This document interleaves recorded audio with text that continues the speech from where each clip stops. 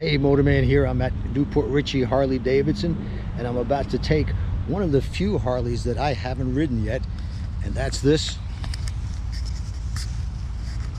2023 Road Glide Limited. This has got the blacked out motor. This is billiard blue and gray, nice color combination. In fact, one of my favorites of the 2023 colors. No!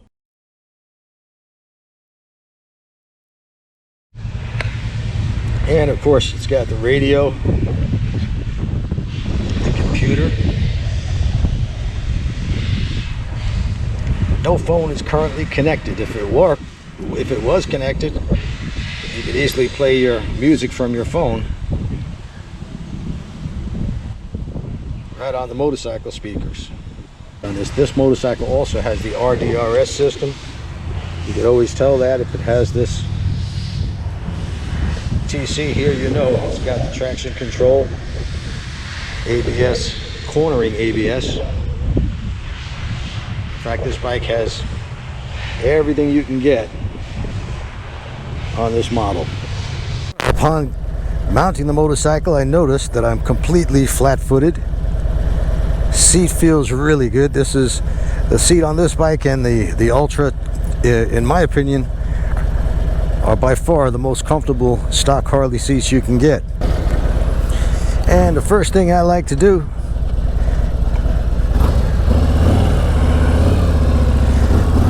is check out its maneuverability. Now, this bike, along with the ST, has a 32-degree lean angle on both sides, so it is extremely nimble. And though it weighs, I believe, 925 pounds, I'm not positive about that, but it is the heaviest motorcycle Harley-Davidson makes, but it's still extremely maneuverable. Now, I do notice on this bike, with the fairing mounted to the frame, that it steers a little bit lighter than the Batwing fairing bikes. I really hadn't paid attention to that before, but I noticed it felt a little different than I realized. Well, I came here on my police bike, the E-Glide, with the Batwing fairing, and I could tell right away that, yeah, this does steer easier. There's just a little bit less weight, I guess, over the front tire. And it's got the 114 motor.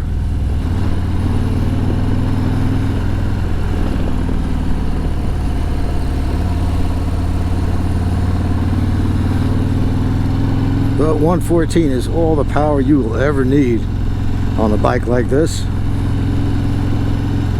The 117 would offer about 5% more horsepower and torque, but that's 5% isn't very much, and in fact it would be hard to distinguish a 114 from a 117 out on the road.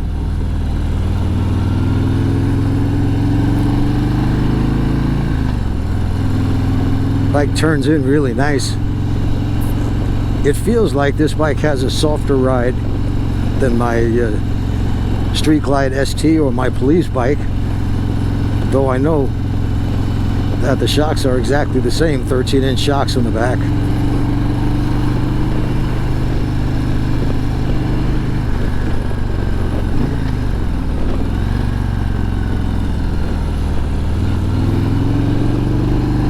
Handles beautifully. You would never know this bike weighs like 900 pounds. It's amazing the capability of these big, heavyweight touring motorcycles.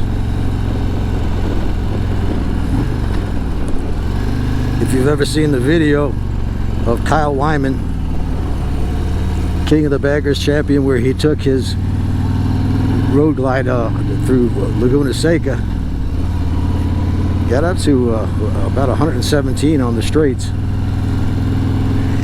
and the only thing that held him back was, of course, the lean limits of 32 degrees as compared to, I think, 60 degrees on the race bike. Of course, that race bike sits way up in the air because of it needs as much ground clearance as possible. But this bike is made for long distance touring, and it excels at that. Maybe one of the best bikes in the business for that purpose, arguably. Some people may say that, well, the Indian is better, or the Gold Wing, or whatever. As far as comfort, relaxed touring, I'd say all the bikes I just mentioned are pretty equal. It'll come down to probably price and, well, the styling of the motorcycle. I personally like the classic American style of Harley-Davidsons, as most people in America must agree with me, because they sell a lot more of these than Gold Wings or Indian Chieftains or whatever they call their big model, or even the big BMW motorcycles.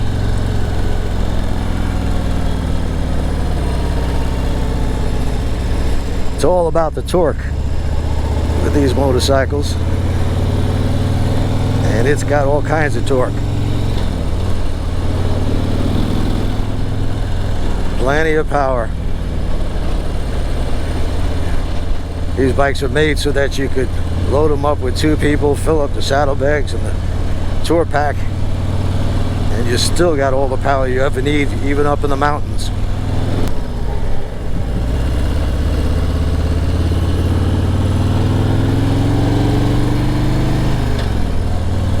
.32 degrees of lean angle is, I believe, up at the top of the class of heavyweight touring motorcycles. And of course, with the 64.5-inch wheelbase, 26-degree rake, like all the touring models, they are extremely nimble at low speeds.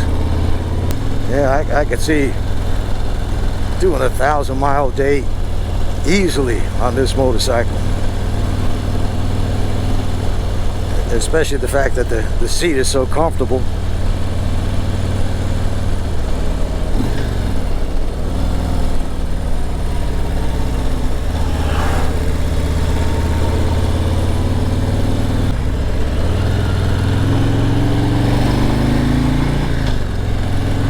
I'm on Trouble Creek Road in Port Richey, if you're wondering where I'm at right now. It's one of the few winding roads we have here in the area. Most of the really good riding in Central Florida is east side of Pasco County, north to Hernando, and further north you go, the better the riding gets in Florida.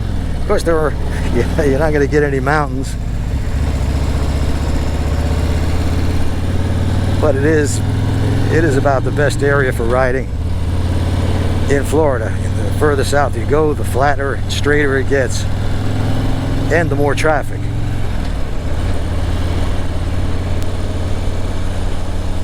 This bike is extremely smooth. There's almost, in fact, I can say there's no vibration that really gets through to the hand grips, the seat, or the floorboards. So if you're out for a heavyweight touring motorcycle and you want something that could really eat up the miles and not leave you tired as hell at the end of the day, this is one of the bikes you should definitely look at. I think the choice between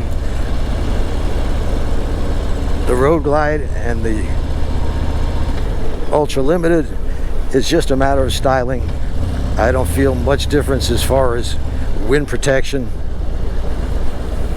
I've even ridden Road Glides on really windy days and didn't notice, once again, any difference from the Batwing fairing. I said the only thing I've really noticed is the fact that the steering feels much lighter than on the Batwing fairing bikes. But like I said, you're in the market for a heavyweight touring motorcycle, something that's going to be just 500-mile days, 1,000-mile days, it doesn't matter. This is the bike for it. I hope you enjoyed this, and don't forget, subscribe, give me a thumbs up, and click that little notification bell. I usually do 2 videos a week, Thursdays and Sundays.